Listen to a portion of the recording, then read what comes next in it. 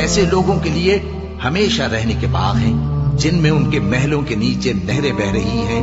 ان کو وہاں سونے کے کنگن پہنائے جائیں گے اور وہ باریک دیبا اور اطلس کے سبز کپڑے پہنا کریں گے اور تختوں پر تکیے لگا کر بیٹھا کریں گے.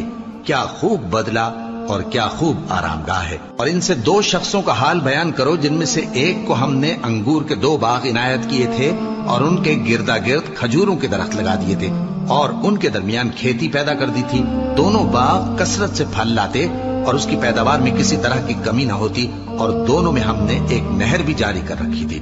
اور اس طرح اس شخص کو ان کی پیداوار ملتی رہتی تھی. تو ایک دن جبکہ وہ اپنے دوست سے باتیں کر رہا تھا کہنے لگا کہ میں تم سے مال و دولت میں بھی زیادہ ہوں اور جتھے اور جماعت کے لحاظ سے بھی زیادہ عزت والا ہوں. اور ایسی شیخیوں سے اپنے حق میں ظلم کرتا ہوا اپنے باغ میں داخل ہوا.